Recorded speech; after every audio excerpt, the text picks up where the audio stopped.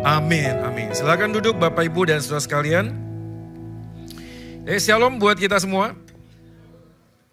Ini yang pertama kali saya di sini. Terima kasih buat teman-teman dan Felicia yang sudah memberikan kesempatan untuk bisa melayani di tempat ini. Izinkan berkenalan ya, karena ada pepatah mengatakan tak kenal maka tak sayang. Walaupun yang sudah kenal lama tidak sayang-sayang, sabar saja. Ataupun mungkin yang sudah kenal lama, sudah hidup bersama, tapi kok rasa sayangnya berkurang. Tapi ya nikmati saja ya, karena Tuhan selalu menyayangi kita. Amin ya.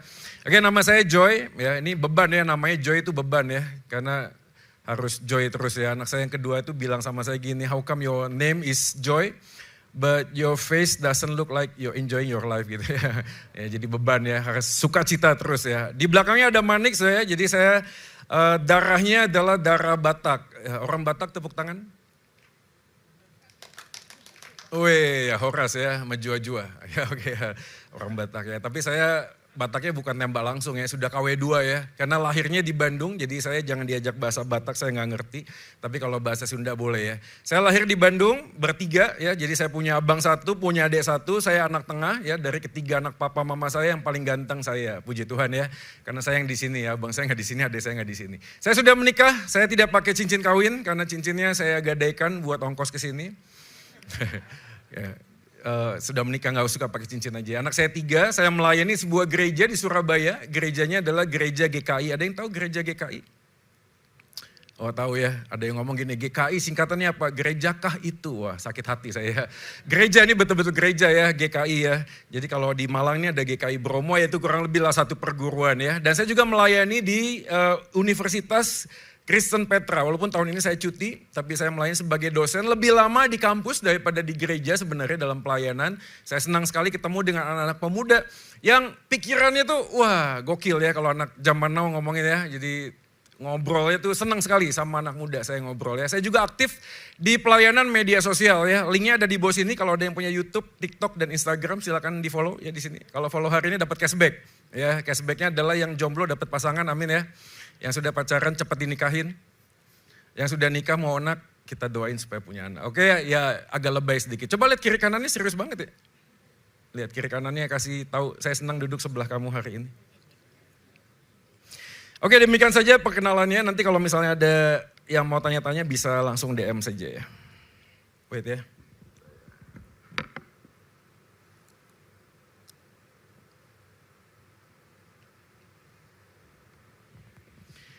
Oke, tema kita hari ini adalah God knows. Tuhan itu tahu, memahami hidup dari lensa Injil Kristus. Mari kita langsung saja membuka Alkitab kita. Hari ini firman Tuhan yang akan kita renungkan bersama adalah Wahyu pasal yang kedua. Ayat 12 sampai dengan ayat yang ke-13 saja ya. Seharusnya ini satu pasal, satu bagian, satu perikop, jemaat di Pergamus, tapi kelihatannya dengan waktu kita akan coba lihat Wahyu pasal 2, ayat 12 sampai 13 saja. Nah saya akan bacakan buat kita semua, demikianlah firman Tuhan. Dan tuliskanlah kepada malaikat jemaat di Pergamus, inilah firman Dia yang memakai pedang yang tajam dan bermata dua. Aku tahu di mana engkau diam, yaitu di sana di tempat tahta iblis. Dan engkau berpegang kepada namaku, dan engkau tidak menyangkal imanmu kepadaku, juga tidak pada zaman Antipas saksiku yang setia kepadaku, yang dibunuh di hadapan kamu, di mana iblis diam. Demikianlah firman Tuhan. Kita berbahagia kalau kita menjadi pelaku firman di dalam kehidupan kita hari lepas hari. Oke, kita langsung bagian yang pertama adalah hidup yang sedang kita hadapi ya. Jadi kalau saya mau coba merangkum pergumulan kehidupan manusia rata-rata kurang lebih ada 5 ini. Anda bisa menambahkan lagi, tapi paling tidak yang saya ketemu di jemaat dan di beberapa rekan penggembalaan, pastoral, saya ketemu paling tidak yang 5 bagian ini. Yang pertama adalah social pressures ya, jadi tekanan kehidupan sosial. Sebagai orang di tradisi timur, pertanyaan-pertanyaan sudah menikah, berapa punya anak ya, lalu kemudian sudah punya cucu atau belum, kuliah di mana, sekolah di mana, itu seakan-akan menjadi sebuah prestise tertentu. Ya, jadi orang-orang itu kalau sudah ngomong tentang kehidupan, biasanya itu template-nya begitu ya. Kalau single ditanya kapan punya pacar, kalau sudah punya pacar ditanya kapan akan menikah, kalau sudah menikah ditanya kapan akan punya anak ya. Kalau sudah punya anak satu ditanya kapan anak punya dua, nanti diomongin kok cuma anaknya dua, kasihan kalau berantem gak ada yang nengahin ya. Lalu kemudian anaknya tiga lah ya supaya ada wasit satu ya. Nah, makanya anak saya tiga. Ya, enggak ya. Lalu kemudian setelah punya anak besar, lalu ditanya lagi kapan anaknya, kapan mantu ya. Setelah mantu nanti menikah, nanti ditanya kapan punya cucu ya. Setelah punya cucu satu, dua, ditanya terus nanti sampai kemudian pertanyaan terakhir adalah kapan akan meninggalkan dunia ini. Nah itu pertanyaan biasanya gak pernah ditanyain, tapi mungkin ada di dalam benak kita. Ada pertanyaannya seakan-akan kalau template-nya begini, di luar jalur itu agak aneh ya, gak boleh. Gak boleh, orang tuh gak menikah tuh gak boleh. Seakan-akan ada sebuah tekanan sosial. Kalau belum menikah ditanya terus kapan punya pacar, kapan menikah. Ada mami-mami yang cerewet ya, tapi gak di sini ya, di negara Konoha. Yang selalu setiap kali lihat anaknya masih jomblo ditanya. Ingat gak tuh teman SMA lu ya hari ini sudah nikah. Ingat gak teman SMP lu anaknya sudah dua. Nah, omongan seperti ini kadang membuat kita tuh ada sebuah tekanan. Seakan-akan kalau single tuh ya udah pasti salah ya. Perjaka tua tuh salah, perawan tua tuh salah. Ya ini sebuah tekanan sosial. Belum lagi kalau kita ngomong tentang hal-hal yang terkait dengan kemasan. Kelihatan gitu ya, saya waktu sebelum masuk sekolah Alkitab ya, saya pernah masuk panti rehabilitasi ya. Oke, singkat ceritanya saja, suatu kali saya diajak papa saya makan di Bandung waktu itu. Lalu kemudian lagi makan enak, sekelompok anak muda masuk dalam resto itu. Lalu kemudian saya ngeliat, ini teman SMA gua nih. Saya bilang papa saya, "Pak, izin ya bentar ya mau nyapa teman tuh, udah lama gak ketemu." Oke, begitu saya mau nyapa, masih jauh, saya sudah lihat dia belum lihat saya. Lalu kemudian saya begitu ngelihat, nggak jadi saya duduk ke tempat meja makan, saya tutup wajah saya. Lalu papa saya tanya kenapa, saya bilang nggak apa-apa. Tapi saya tahu ada something wrong. Something wrongnya adalah pada waktu saya lihat teman saya, itu masuk ke dalam sebuah restoran dengan banyak anak-anak lain pakai seragam. Tulisannya adalah Astra Internasional. Ya, dan saya sudah menduga percakapannya akan dibawa kemana. Oke, halo Joy, halo, apa kabar? Baik, pertanyaan kedua apa? Kalau ketemu teman lama? Ya kerja di mana? Nah ini saya nggak siap kalau udah ditanya kerja di mana tuh nggak siap. Karena kalau saya tanya dia gampang, dia tinggal tunjukin baju seragamnya. Ya fresh graduate lah ya, katakanlah bisa 5-6 juta lah ya, belum fasilitas yang lain. Kalau nanya saya nggak siap. Karena saya masih pengacara, pengangguran banyak acara. Dan saya nggak siap. Akhirnya saya mengurungkan diri untuk tanya sama dia. Pertanyaan seperti itu sampai dengan zaman ini selalu akan ada. Social pressure. Yang kedua adalah kita ngomong tentang masalah hidupan unprepared life changing. Kita nggak tahu hidup kita tuh terus berubah ya. Saya ketemu dengan om-om yang hari ini selesai di dalam sebuah bisnisnya, di dalam kantornya. Lalu kemudian pensiun. Setelah pensiun akhirnya yang terjadi di rumahnya adalah istri sama anaknya dijadikan karyawan. Ya, post power syndrome, right ya. Ya sekali lagi ini cuma terjadi di negara Konoha ya, di sini tidak ada ya. Jadi beberapa orang tua yang sudah tidak lagi punya kerjaan di rumah itu biasanya marah-marah saja. Karena dia merasa tidak ada lagi sesuatu yang bisa dia banggakan. Orang-orang tertentu di dalam posisi remaja, pemuda nggak ngerti bahwa sebenarnya di dalam dirinya tuh banyak perubahan. Tapi kita nggak siap aja, kita nggak siap bahwa hidup itu terus berubah. Yang ketiga adalah pada waktu kita ngomong tentang past, present, baggage, bagasi masa lalu. Yang kadang-kadang juga kita nggak pernah tahu hari ini kita ada adalah akumulasi pengalaman hidup di masa lalu. Betul? Beberapa orang hari ini membawa sebuah kepahitan terhadap seseorang di masa lalu yang tidak dia bereskan dan dia berpikir akan baik-baik saja kalau didiamin, pada saat yang sama jadi benalu. Akhirnya apa? Orang-orang di sekitarnya menjadi objek untuk dilukai. Ya, orang yang pernah dibully, korban, itu punya potensi yang besar menjadi pelaku pembulian. Betul? Beberapa orang hari ini menjadi orang tua, tapi pada saat yang sama tidak pernah memutus sebuah rantai kehidupan yang pernah dilakukan oleh papanya kepada dia. Jadi papa saya, ini contoh saja, papa saya itu dinginnya minta ampun. Gak pernah ngobrol sama anaknya. Kalau ngobrol tuh sekenanya saja, papa saya. Lalu kemudian saya jadi kepahitan sama papa saya. Kenapa? Karena saya butuh figur yang bisa melindungi saya, tapi papa saya gak pernah ada di rumah. Dan setiap kali nanya sama mama saya, jawabannya selalu begitu. Papa kerja cari uang buat kamu. Tapi dalam hati saya berpikir, uang papa saya gak bisa bela saya. Waktu saya dibully di sekolah, dia gak ada. Dan uangnya gak bisa bela saya. Apa yang saya lakukan? Dengan uangnya saya sign up jadi anggota Pemuda Pancasila. Yang jaketnya orange hitam, tahu ya? Jadi kalau saya pakai jaket itu, semua orang bisa tunduk. Saya mendapatkan figur papa dengan komunitas tersebut. Oke? Nah pertanyaannya adalah kenapa papa saya begitu? Jawabannya sederhana, karena engkong saya lakukan begitu kepada papa saya. Papanya papa saya memperlakukan anaknya begitu, papa saya memperlakukan saya seperti itu. Jadi ada sebuah kehidupan masa lalu yang kita bawa hari ini, yang sadar atau tidak, itu membuat sesuatu keputusan bukan lagi yang seharusnya Tuhan inginkan, tapi karena masa lalu kita. Yang berikutnya adalah teknologi determination, ya kita ngomong tentang teknologi udah, saya nggak tahu sehari ini ya ada oma-oma tuh kecanduan gadget, oma-oma kecanduan gadget sudah. Ya, saya pernah ketemu dengan seorang istri yang mengatakan gini, tolong kasih tahu suami saya, kalau di toilet jangan lama-lama. Terus saya tanya sama suaminya, bro, lu di toilet ngapain? Main Mobile Legend. Suami, ya, tapi lagi-lagi di negara Konoha ya, coba lihat kiri kanannya ada nggak? Nggak ada ya, di sini nggak main Mobile Legend, mainnya Roblox. Sama aja ya, oke. Ada orang yang hari ini kecanduan terhadap teknologi. Ada orang-orang tertentu yang sepanjang hari scrolling terus, nggak pernah berhenti. Yang berikutnya adalah moral degradation. Saya nggak tahu juga dengan kita hari ini, tapi kita harus mengakui bahwa kehidupan moral anak-anak Gen Z, anak-anak muda hari ini mungkin berbeda banget sama anak muda zaman dulu ya, zaman kita ada ya. Kita nggak usah ngomong usia, nanti agak peka ya, sensitif ya. Tapi waktu kita ngomong tentang perjalanan, orang-orang kemudian merasa kok bisa gini ya? Ya kok bisa begitu ya? Ada yang viral terakhir, cerdas cermat. Ya. Lalu kemudian anaknya protes, lalu jurinya ngomong, ya saya nggak dengar artikulasinya seperti apa. Lalu kemudian di gaslighting gitu loh, diomongin itu cuma perasaanmu saja gitu ya. Dan hari-hari ini kita ketemu dengan hal yang seperti itu. Belum lagi tokoh agama, mau agama apapun, melakukan seksual abuse kepada orang-orang yang di bawahnya dan segala macam. Jadi kita menghadapi sebuah problem yang kita hadapi hari ini. Tapi saya mau mengatakan masalah terbesar yang kita hadapi adalah bukan itu, tapi kekristenan tanpa Kristus. Karena kita tidak bisa menghindari apa yang akan terjadi dalam hidup kita, nggak bisa. Yang kita bisa lakukan adalah melihat masalah dengan cara pandang Allah. Karena masalah seringkali dipakai Allah untuk membawa kita kembali dari jalan yang salah.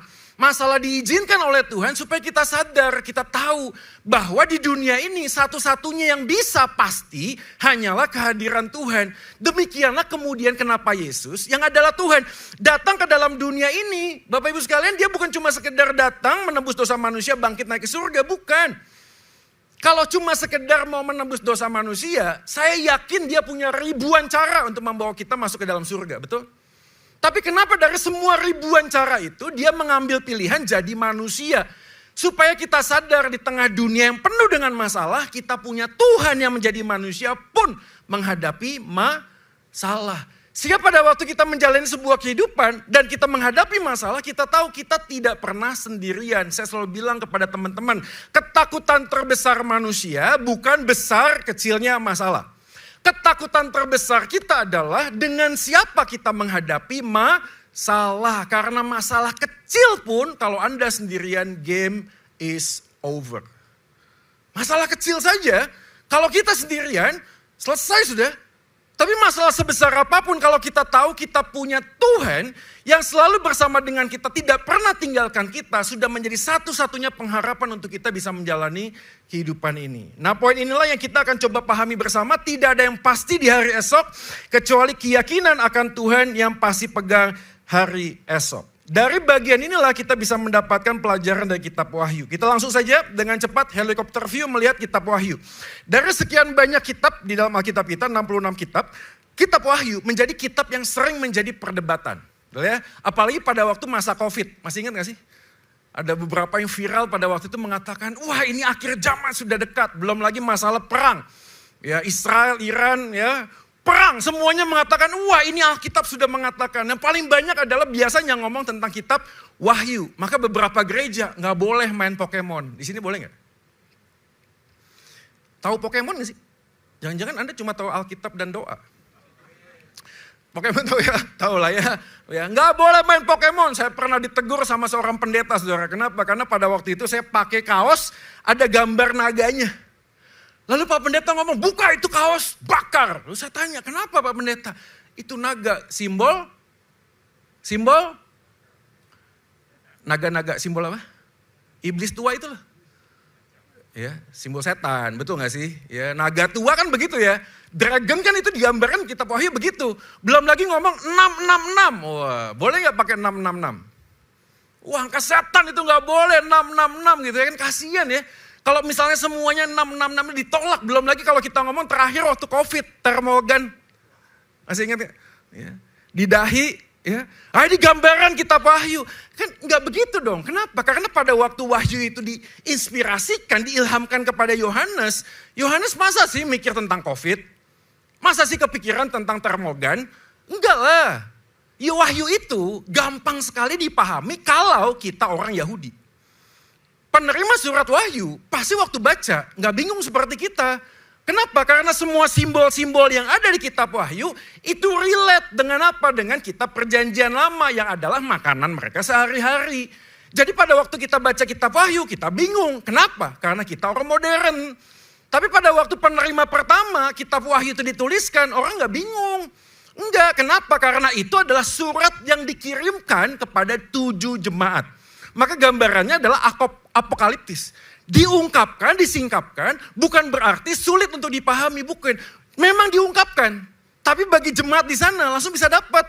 Jemaat Efesus, jemaat Smyrna, jemaat Pergamus, langsung bisa dapat itu. Maksudnya apa?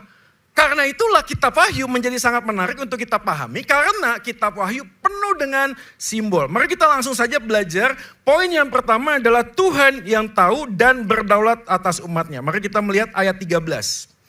Wahyu pasal yang kedua ayat 13 dikatakan demikian. Aku tahu di mana engkau diam. Yaitu di sana di tempat tahta iblis. Menarik ya? Kenapa kemudian penulisannya adalah aku tahu di mana engkau diam. Tahta iblis. Apa maksudnya tahta iblis? Apakah ada Lucifer di sana? Apakah di sana ada patung, ada apa? Gambaran apa yang sebenarnya ingin diangkat oleh Yohanes pada saat itu? Tapi sebelum ke sana kita akan melihat kata aku tahu. Kata aku tahu di 7 jemaat muncul berkali-kali. Kata aku tahu di jemaat Efesus ngomong tentang pekerjaan mereka yang sungguh-sungguh radikal buat Tuhan. Tapi problem jemaat Efesus adalah gak ada hati buat Tuhan. Tuhan itu memuji jemaat di Efesus. Aku tahu perbuatanmu, kamu tahu doktrin yang benar, kamu pelayanan jungkir balik, luar biasa, kamu kebaktian, doa malam, semuanya kamu ikuti, kamu jalani, kamu itu perfect. Tapi problemnya adalah hati. Kita melakukan sesuatu bukan karena kita mengasihi Tuhan, tapi karena kita melakukannya auto default. Ya, saya nggak tahu dengan kita hari ini, tapi ada banyak orang yang hari ini pelayanan, tapi kehilangan hati dan cinta mula-mula kepada Tuhan. Kok bisa Pak? Karena dia merasa biasa melakukan pelayanan, sehingga dia menganggap dirinya bisa untuk melayani. Jemaat di Efesus, Tuhan ngomong, aku tahu, kamu sibuk pelayanan kan? Kamu mungkin bisa baca Alkitab 10 pasal, 15 pasal. Tapi hatimu tidak ada di sana. Kamu hanya berjumpa dengan sebuah aktivitas rohani, tapi tidak membuat pertumbuhan rohani di dalam dirimu. Saya ketemu dengan banyak anak muda hari ini yang bergumul dengan ini. Udah ngomong capek. Kenapa? Di gereja tuh banyak yang namanya Lola. Tahu Lola gak sih? Lo lagi. Di komisi pemuda dia lagi ada, komisi remaja dia lagi ada. Ya, nyetel LCD dia ada, main musik dia ada, semua ada, Lola. Saya tanya, kenapa kok mau begitu? Saya merasa kalau nolak pelayanan dosa Pak, nanti masuk neraka.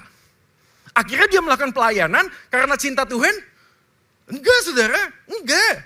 Dorongan sesuatu dalam dirinya yang dia lakukan auto default. Hanya seperti sebuah rutinitas, saya bukan ngomong rutinitas salah ya. Tapi rutinitas itu kemudian membuat dia kehilangan cinta yang mula-mula seperti jemaat di Efesus. Tapi ada kata aku tahu yang kedua adalah jemaat di Smyrna. Aku tahu kesusahanmu dan kemiskinanmu. Kalau di Efesus bicara tentang hati, kalau di Smyrna bicara tentang situasi hidup. Pergumulan yang gampang. Hari ini berapa dolar? 17.000 berapa? Ya. Ada orang yang ngomong, wah ini bisa ke 22.000 nih. Saya nggak tahu ada yang punya BBCA nggak BBCA? Ada yang di stock market nggak sih? Ini benar-benar kerjaan pelayanan semua di sini. Pada nggak suka uang di sini.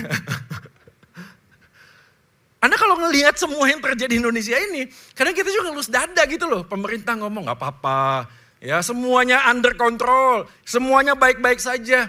Tapi di bawah Nggak baik-baik saja. Beli ayam, beli bumbu, berapa Pak? 100.000? 100.000. Yang benar. Pada saat yang sama kita tahu apa inflasi tinggi-tinggian sekarang. Ngeri sekarang. Anda mau beli apapun, modal cepet, nggak dapat apa-apa. Nggak dapat. Dan kita hari ini tidak pernah tahu apa yang terjadi dengan ekonomi ke depan. Terakhir ini kan beritanya, proposalnya Iran ditolak Amerika. Amerika tolak Iran. Ini mau sampai kapan nih perangnya? Dan pada saat itu Smyrna bergumul dengan situasi yang mungkin kurang lebih sama. Aku tahu kesusahanmu, aku tahu kemiskinanmu, aku tahu pergumulanmu. Mungkin kamu dalam posisi yang sangat berat hari ini. Aku tahu situasi hidupmu. Tapi di jemaat Pergamus dikatakan, aku tahu di mana kamu tinggal, tempat setan bertahta. Coba lihat ya, kata aku tahu di sana pakai kata Yunani oida. Oida ini modusnya adalah kata kerja bentuknya perfect. Sedikit saja, saya tahu hidup kita udah susah, saya nggak mau akan menambah tambah susah ya. Gini, di dalam bahasa Yunani ada dua kata kerja lampau. Satu auris, satu perfect. Auris adalah kata kerja di masa lampau, tapi hasilnya masih kerasa di sini. Contoh, saya dulu kuliah di Bandung. Sekarang saya kerja di tempat di mana saya kuliah. Berarti waktu saya kuliah, dengan hari ini saya kerja, ada hubungannya. Tapi kalau diomongin, saya dulu pernah kuliah di Bandung. Selesai. Gak ada hubungannya apa-apa. Pokoknya saya pengen menegaskan saya pernah kuliah di Bandung. Selesai. Itu kata perfect.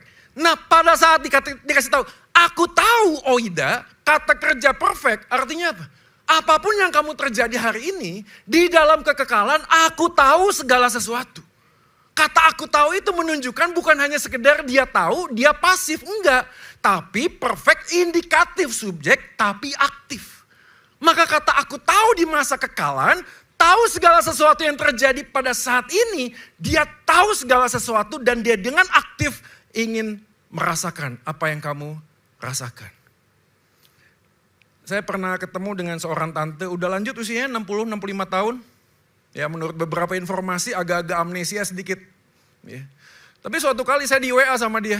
Dia bilang, Pak Joy, rumahnya masih di tempat yang sama ya? Iya tante. Ya, tumben-tumbenan nih WA saya, ada apa? Gini loh tante baru jalan-jalan ke luar negeri. Ini bawa sesuatu, boleh gak tante mau kirim ke rumah? Dikirim. Oleh-olehnya sederhana. Kalau diomongin dengan harga murah. Tapi waktu saya terima itu, saya nangis.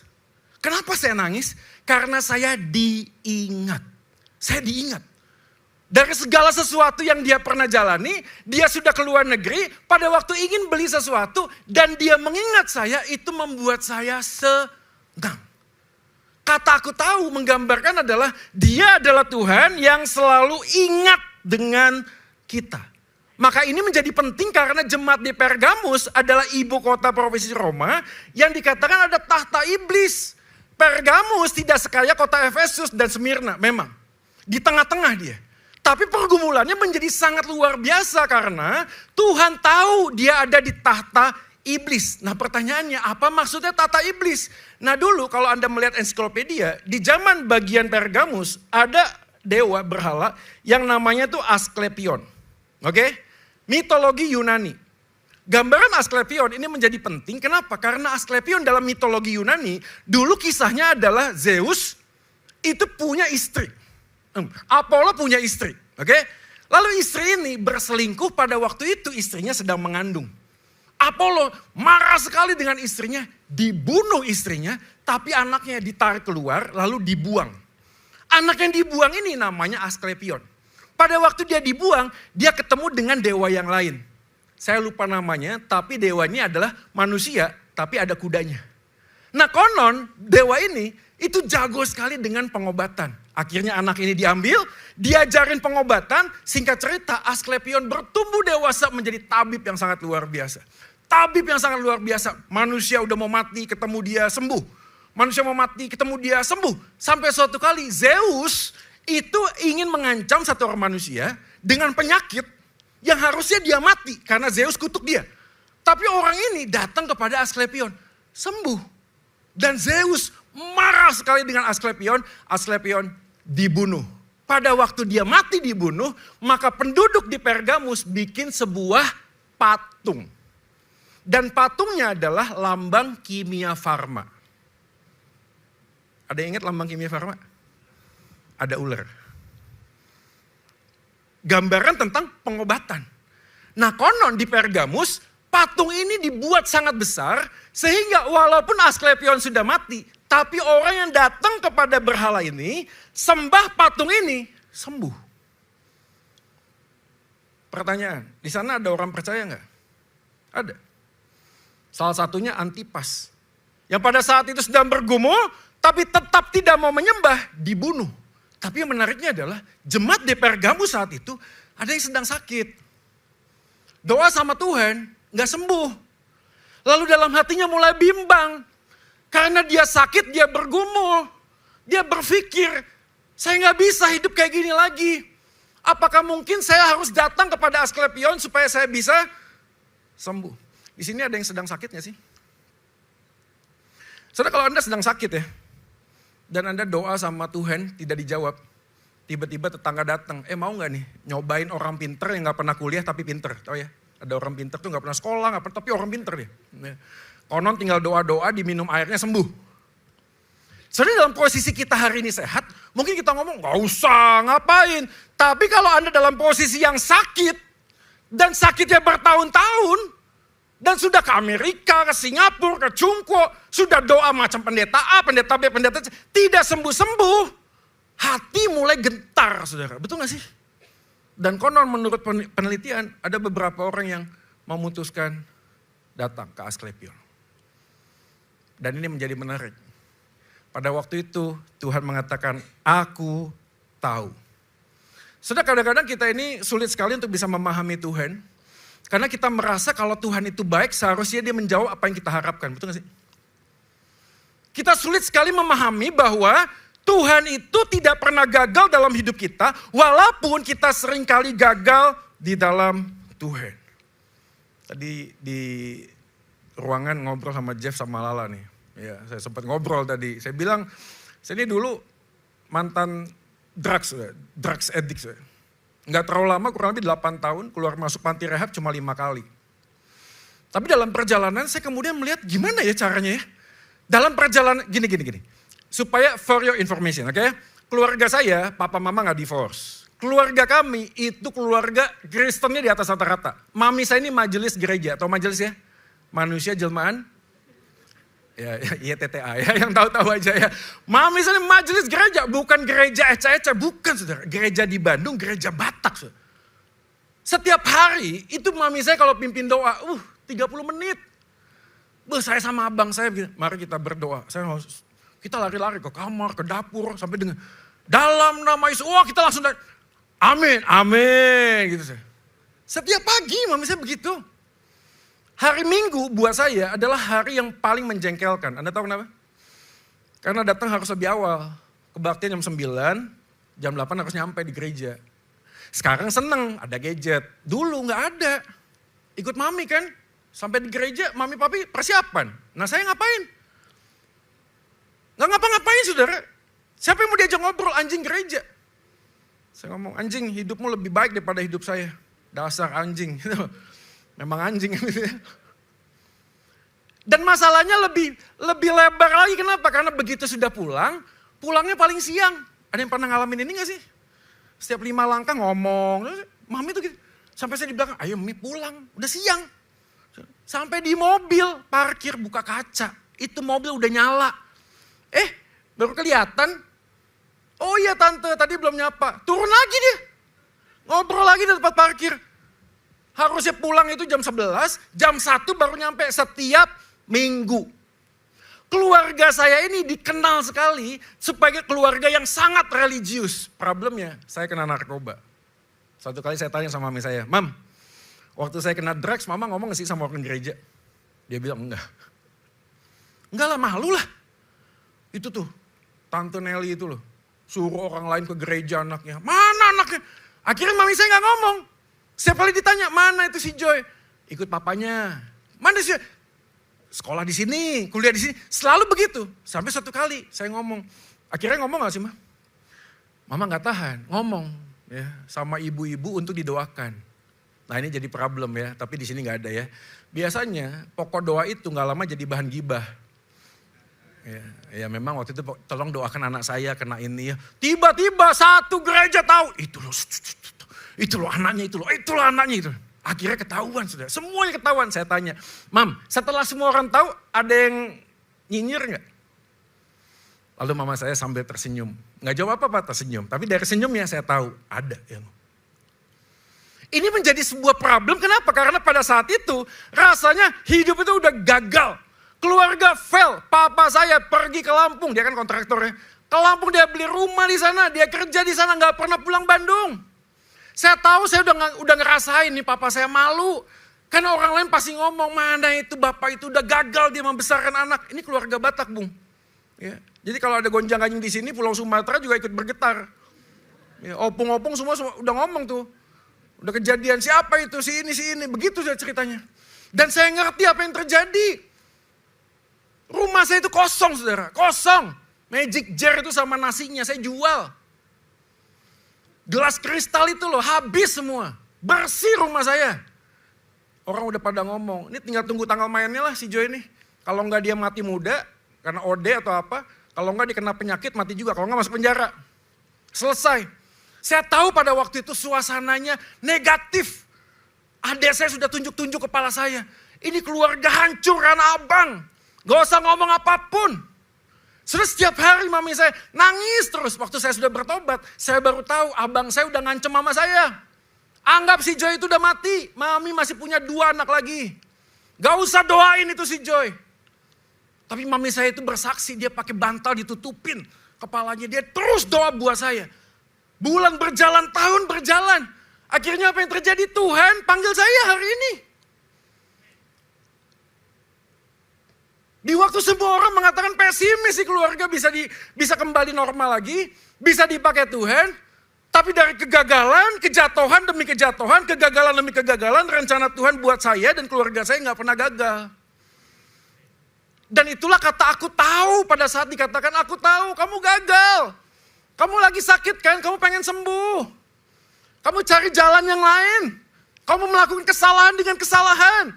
Tuhan ngomong aku tetap tahu. Dan menariknya adalah dari Smyrna, Pergamus, Efesus, tidak ada satu orang pun yang dibuang oleh Tuhan. Padahal mereka semuanya gagal, dan gagal. Pertanyaan, hari ini ada dari kita yang sedang gagal? Gagal saudara? Gagal melakukan apa yang Tuhan inginkan. Tapi itulah Tuhan kita, dia tidak pernah membuang kita pada waktu dia gagal, waktu kita gagal. Dia tetap menunggu kita, bayangkan anak yang bungsu itu minta warisan. Dia pergi berfoya-foya. Semua hartanya habis. Dan kisahnya menjadi sangat menarik. Kenapa? Karena pada waktu anaknya ngomong, udah deh lebih baik gua hidup jadi pegawai bapak saya gak apa-apa. Dia gak pernah expect sesuatu. Tapi waktu jauh bapaknya ngelihat apa yang terjadi. Bapak berlari. Anda tahu ya, kenapa dikisahkan bapak berlari? Pada saat itu, laki-laki, orang tua, itu kalau pakaian, pakai jubah sudah. Dan pada waktu Alkitab mengatakan dia berlari, dia harus angkat jubahnya. Artinya apa? Dia sedang mempermalukan dirinya sendiri. Pertanyaan, untuk siapa dia mempermalukan dirinya sendiri? Untuk anak yang baik? Untuk anak yang berhasil? Untuk anak yang sudah melakukan semua hal yang baik buat bapaknya? No, buat anak yang gagal, buat anak yang berdosa. Sang bapak berlari dan memeluk, mencium anak ini. Dia gak peduli betapa sangat baunya badan sang anak ini. Tapi itulah Tuhan. Dia peluk, dia rangkul, dia cium. Dia tahu bahwa anaknya yang mati sudah hidup kembali. Yang pergi sudah datang kembali. Itulah Tuhan yang setiap hari menanti. Dia tidak pernah buang kita, saudara. Saya gak tahu berapa banyak orang hari ini sedang bergumul. Kenapa? Karena dia pernah divorce. Dia merasa setiap kali ditanya, ini siapa? Ya bukan suami saya yang pertama. Dan dia merasa malu. Merasa hidupnya udah gagal. Saya juga gak tahu berapa banyak orang tua hari ini yang anaknya entah kemana. Saya juga lihat anak-anak muda hari ini yang mungkin pada waktu datang ke gereja melakukan segala sesuatu, dia tahu dalam hati kecilnya bukan karena Tuhan yang mengasihi dia. Dia sudah jatuh berkali-kali dengan pornografi kah? Menyakiti hati orang lain kah? Bahkan dia sedang berselisih paham dengan pasangannya. Dia menyimpan kebencian dengan orang lain. Tapi Tuhan yang kita sembah bukan Tuhan yang membuang. Dia bukan berlari meninggalkan, dia berlari mendapatkan kita kembali. Aku tahu katanya. Maka kesulitan hidup tidak akan menjadi kerumitan saudara. Kenapa? Kalau kita tahu bahwa Tuhanlah yang pegang kendali dalam semua pergumulan hidup kita. Kemanapun Anda pergi sejauh apapun tidak ada tangan Tuhan tidak pernah terlalu pendek untuk bisa menjangkau kita kembali. Sejatuh apapun kita, dia tetap akan menunggu kita untuk datang kembali kepada dia. Dia adalah Tuhan yang setia. Inilah keunikan iman Kristen. Dia Yesus yang datang bukan cari orang baik, tapi cari orang yang berdosa. Cari orang yang gagal, cari orang yang fail. Dan gambaran itulah yang kemudian dikatakan di kitab Pergamus ini. Ada buku yang menarik, saya rekomendasikan Anda bisa baca. Kalau Anda suka dengan logika. Frank Turek salah satu apologis yang terkenal. Dia kemudian melihat betapa banyak budaya-budaya di sekitar, khususnya film, terkait dengan hal ini. Ada sebuah buku, Hollywood Heroes. Dia menuliskan sebuah kalimat demikian. Film fiksi ilmiah seringkali menjadi inspirasi bagi perkembangan ilmu pengetahuan. Dia mengutip perkataan Jane Savelos, seorang mantan astrofisikawan NASA pada saat itu. Nah gambarnya ini kemudian dikembangkan. Dia mencari tahu apa yang terjadi sehingga muncullah banyak sekali tokoh-tokoh yang Superman, Spider-Man dan lain sebagainya. Khususnya pada saat ini Star Wars. Dan menggambarkan tentang alam semesta yang begitu besar. Dan gambarannya kemudian dikembangkan dengan sebuah kalimat pesawat ruang angkasa yang mengorbit dengan kecepatan 18.000 mil per jam. 5 mil per detik, buset dah. 5 mil. Butuh waktu 200.000 tahun. Menempuh jarak antara 2 bintang di galaksi. Bisa kebayang gak sih? Gak bisa ngebayangin. Gak bisa saudara, gak bisa. Begitu sangat besarnya galaksi kita. Ini gambaran yang lainnya. Ini mungkin Anda sering lihat nih, gampang nih ngeliat. Planet Jupiter, Saturnus, Uranus, Neptunus. Nah ini kelihatan di next slide. Ini mungkin gambarannya, pesawat ruang angkasa yang mengorbit ya di next slide. Gambarannya adalah kalau kita melihat size of planets, bumi itu size-nya kecil banget ya. Ada yang bisa lihat gak bumi di mana tuh? Anda bisa gambarkan dengan Jupiter, dengan Saturnus, ada Uranus, ada Neptunus, lalu ada bumi. Ya, lihat, udah punya imajinasi lah ya. Sekarang saya ajak kita untuk berimajinasi lebih dekat. Oke? Seandainya kita semuanya naik roket keluar dari bumi. Lalu kemudian kita melihat bumi. Bumi ini ada berapa benua? Eropa, Asia, berapa? 4 apa 5 ya? 5 benua, oke ya. Dari 5 benua kita lihat satu benua Asia. Benua Asia ada berapa pulau, ada berapa negara? Banyak sudah, betul ya. Kita ambil satu, Indonesia. Dari Indonesia ini, Indonesia itu gede apa kecil? Ada yang pernah jalan kaki dari Sabang ke Merauke? Gede sudah ya, ribuan pulau sudah. Nah kita coba lebih pendek lagi. Setelah gede Indonesia, lalu ngambil satu pulau, Pulau Jawa. Jawa Barat, Jawa Tengah, Jawa Timur. Ya, lumayan sudah ya, saya kalau naik mobil dari Bandung ke Surabaya, kalau nggak ada tol ya kurang lebih 18 jam, kalau udah ada tol 14 jam. Ya lumayan, tapi gede juga lumayan ya. Dari Pulau Jawa kita pisah lagi. Jawa Barat, Jawa Tengah, Jawa Timur, Jawa Timur. Oke? Di Jawa Timur ada berapa banyak kota? Banyak. Ya. Saya kadang-kadang aja bingung ya di Surabaya ya. Yuk kita kalau tamasya di akhir bulan karena dompet lagi tipis, tamasyanya adalah dari Surabaya Barat ke Timur. Timur ke Barat itu seperti tamasya gitu ya. Kurang itu gede banget itu. Cuma Surabaya Barat ke Timur gitu doang. Itu udah lumayan tuh jauh. Dari situlah kita tahu ada Surabaya, ada Malang. Malang gede gak sih? Ada yang pernah jalan kaki gak keliling Malang? Wah lumayan kaki gempor juga ya, betul gak sih? Dari Malang yang segede ini ada satu nama jalan. Namanya apa di jalan apa? Ya? Ikan layur. Ikan layur gede gak sih? Ada yang pernah keliling jalan kaki gak ikan layur? Dari sepanjang jalan ada satu ruangan. Ruangannya adalah tempat kita ibadah. Coba ya. Kita terbang, lihat. Benua 5, benua Asia. Oke? Asia ada satu, Indonesia. Indonesia ada pulau. Pulau Jawa salah satunya. Dari Jawa, Jawa Barat, Jawa Tengah, Jawa Timur. Dari Jawa Timur ambil satu kota, kota Malang. Dari satu kota Malang ada satu jalan ikan layur. Dari ikan layur ada satu ruangan kita di sini. Kebayang gak sih kita seperti apa?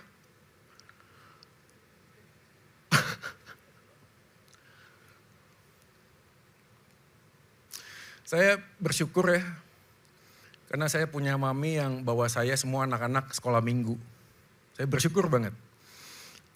Karena di sekolah minggu dulu ada lagu yang suka diajarin dan selalu dipakai buat icebreaker. Lagunya adalah seperti ini ada. Tada tada tada tada tada tada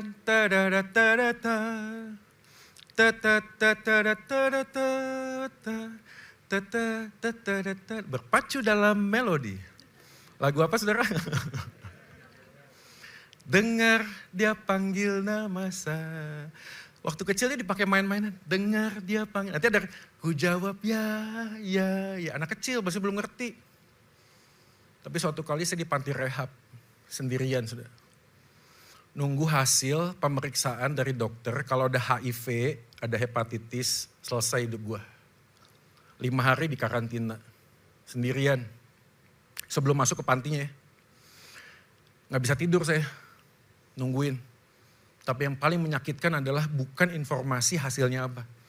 Tapi saya merasakan kesepian yang paling dalam. Sampai suatu pagi sekelompok anak muda dari luar, satu pegang gitar, satu nyanyi. Dengar dia panggil nama saya. Satu orang baca Alkitab. Karena begitu besar kasih Allah kan dunia ini sehingga dia mengaruniakan anak yang tunggal. Sehingga barang siapa yang percaya padanya tidak binasa melainkan beroleh hidup yang kekal. Ini ayat ya, dari kecil saya udah ngelontok. Tahu saya. Tapi hari itu, begitu ada lagu dengar dia panggil nama saya hancur, saya nangis. Anda tahu kenapa? Karena sejatuh apapun saya pada saat itu, dengar dia panggil nama saya. Artinya apa? Dia tahu apa yang terjadi dalam hidupku. Dia tahu beban hidupku. Dia tahu kehancuranku. Dia tahu kesepianku. Dia tahu segala kegagalanku. Dia tahu segala sesuatu yang saya alami, dia tahu.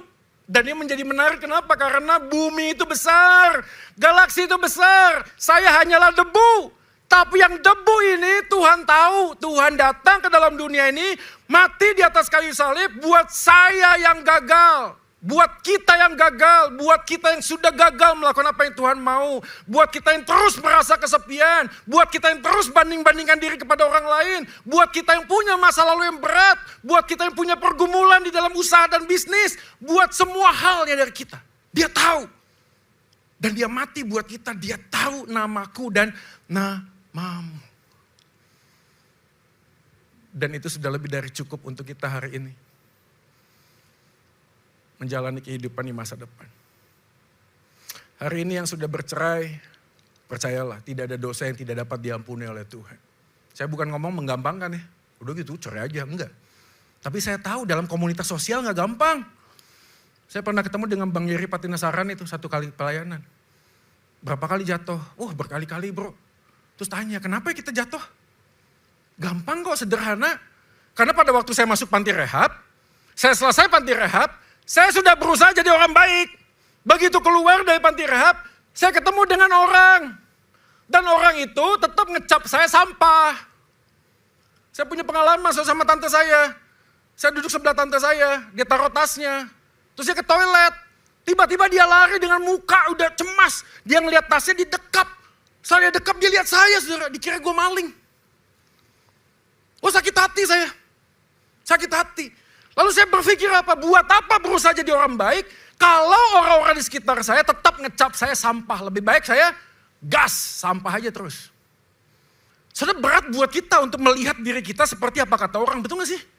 Tapi hari ini Tuhan mengajak kita untuk melihat Tuhan yang pemilik segala sesuatu, kata Ibrani pasal 1, Ibrani pasal 4. Imam besar yang turut merasakan dia pencipta segala sesuatunya. Dia pemilik segala sesuatunya, tapi dia tahu namaku dan namamu. Dengar, dia panggil nama saya.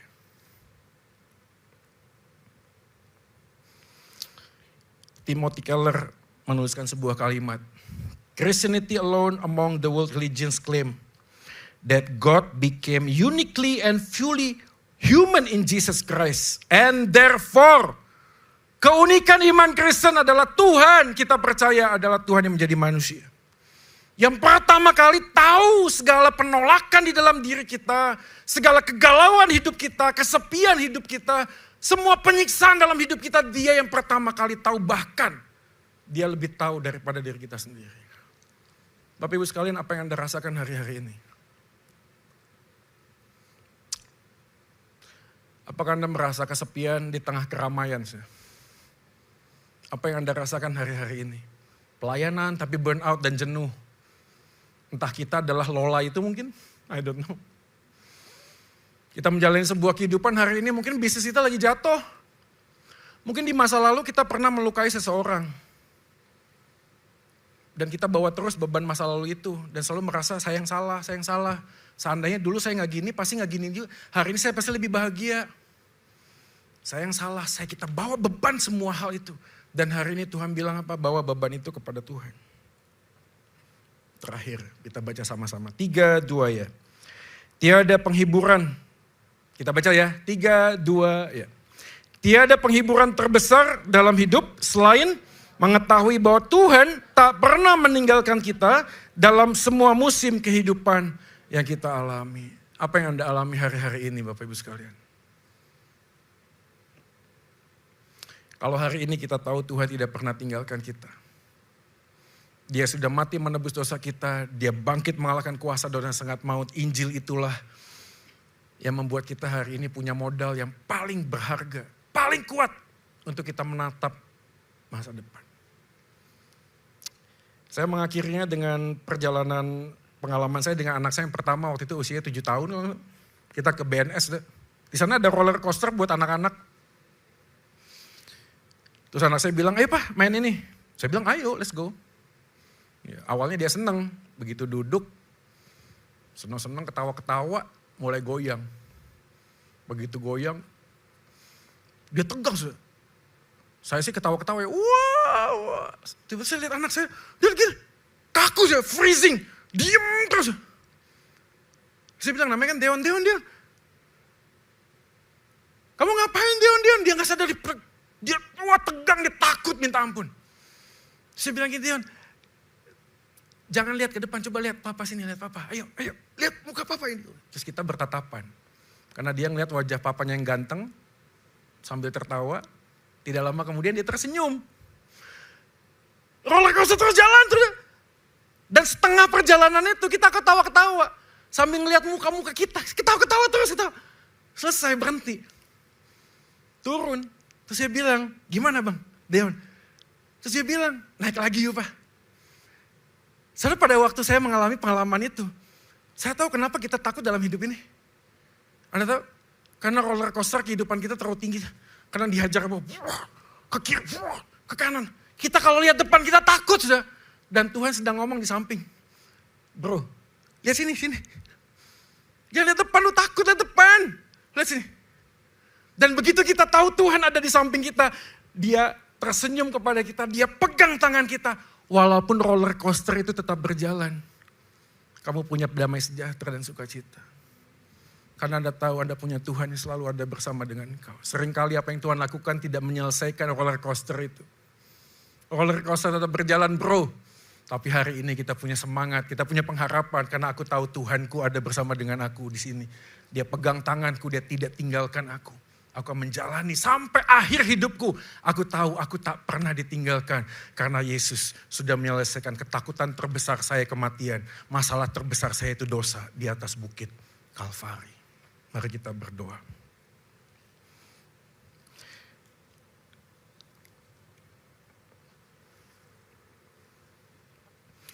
Bapak, Ibu, dan Saudara yang dikasihi oleh Tuhan. Adakah kita hari ini adalah orang yang merasakan kegagalan dalam hidup masa lalumu? Sebuah relasi yang terdekat adalah relasi yang paling punya potensi melukai hati kita, right? That's true. Kita terluka bukan orang yang jauh, kita terluka dari orang yang dekat. Siapa? Papa mama kita mungkin. Dan kita bawa terus. You know what? Pengampunan itu bukan bahasa manusia, pengampunan itu bahasanya Tuhan. Kadang kita bawa kebencian dan kepahitan dalam hidup. Saya ketemu banyak anak muda yang pernah bertanya tuh, Pastor Joy, kenapa saya lainnya keluarga ini? Saya capek dengan papa dan mama saya. Mungkin kita juga datang dengan pergumulan suami istri. Nggak tahu ya. Bahkan beberapa suami istri hari ini memilih untuk tidak banyak bicara dengan suami atau istrinya. Kenapa? Karena setiap kali bicara belakangnya konflik, berantem. Daripada berantem udah deh kita diem-dieman aja. Pada saat yang sama kita mulai renggang. Ada berapa banyak orang tua hari ini yang merasa gagal mendidik anaknya. Sedih saudara, betul sedih. Ketika orang tua mengatakan anak saya kok pergi ya gak jadi Kristen lagi. Saya kaget Pastor Joy karena anak saya datang dia ngomong dia gay. Ya lesbi, dia pecandu narkoba. Nah saya sebagai orang tua merasa gagal. Berapa banyak dari kita mungkin sebagai bisnismen. Sudah memulai banyak pekerjaan tapi rasanya berjalan di tempat. Gini-gini aja ya. Ya udah deh gini-gini aja. Nah pada saat yang sama kita terpuruk dan terpuruk semakin dalam. Dan malam ini Anda tahu apa yang terjadi.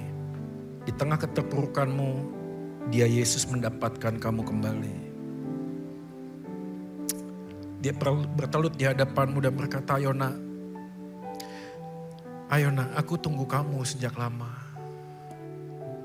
Pegang tanganku, aku akan bawa kamu bangkit kembali.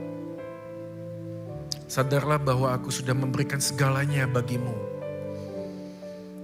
Dan segalanya itu sudah cukup buat kita hari ini. Untuk menjalani sebuah kehidupan di tengah-tengah perjalanan hidup yang sulit. Bawa semua kegagalanmu, susah hatimu kepada Tuhan. Dan alami kembali pelukan Tuhan yang hangat. Bapak Ibu dan Saudara sekalian, adakah di antara kita hari ini yang sedang bergumul dengan kehidupan? Dengan pengalaman masa lalu. Dengan omongan orang yang membuat kita seringkali terluka lagi. Tapi hari ini ada mengatakan, aku datang kepadamu Tuhan dengan segala kerapuhanku. Dengan semua kegagalanku. Dengan semua keputusasaanku. Dengan semua kegelisahanku aku datang kepadamu.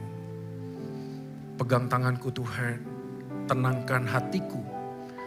Walaupun mungkin engkau tidak menenangkan situasi hidupku saat ini, tapi tenangkanlah hatiku. Jika ada yang berkata demikian, silakan taruh tangan kanan Anda di dada. Saya ingin berdoa buat Bapak Ibu Saudara sekalian. Puji Tuhan. Di antara saudara-saudara yang mengikuti live streaming hari ini pun, jika engkau sedang merasakan hal yang sama. Dimanapun kau berada saat ini, Tuhan tahu. Dia melihat hatimu. Hari ini ambil keputusan. Langkah yang kecil bersama dengan Tuhan yang besar dan lihat perkara ajaib Dia akan nyatakan. Hamba berdoa ya Tuhan buat kami semua yang hari ini menaruh tangannya di dada kami. Dengan segala pergumulan yang orang lain tidak pernah tahu kami simpan dalam-dalam.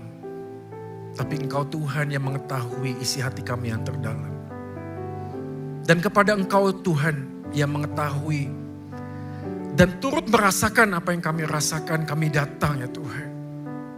Dan kami memohon, balut hati kami dengan darah-Mu yang kudus ya Tuhan. Basuh kami, rangkul kami kembali Tuhan. Pegang tangan kami untuk kami boleh melangkah. Bahkan ketika kami tidak mampu lagi melangkah, firman-Mu mengatakan Kau akan gendong kami Tuhan. Bahwa kami sampai suatu kali kelak kami boleh berjumpa dengan Engkau muka dengan muka. Hamba berdoa kiranya Tuhan, setiap orang yang menaruh tangannya di dada Engkau berikan damai sejahtera. Dan hari ini belajar melihat masa depan yang penuh pengharapan. Karena rancangan-Mu bukan kecelakaan, tapi rancangan yang membuat masa depan kami cerah di dalam Engkau. Dan janji itulah yang akan kami pegang ya Tuhan. Bahwa kegagalan kami tak pernah menggagalkan rencana-Mu dalam kehidupan kami. Terima kasih Tuhan, ini doa kami.